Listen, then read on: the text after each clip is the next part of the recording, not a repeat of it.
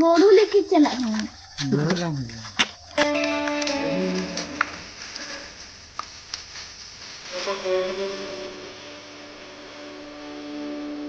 এই যে আমাদের ধান তোলার জন্য খামার বানানো রেডি হয়ে গেল, চারদিকে সমান। এর উপরে হালকা করে মাটি দিয়ে দিলেই ব্যাস রেডি হয়ে গেল। কিছুদিন পরে ধান উঠবে, সেই ধানগুলো এখানে তোলা হবে। সমান জায়গা হলে এখানে ধান ঝাড়াই করতেও সুবিধা। কেমন হয়েছে একটু কমেন্ট করে জানিও। এটাকে খামার না তোমাদের দিকে অন্য কিছু বলে সেটা একটু কমেন্টে জানিও। Tata, bye bye.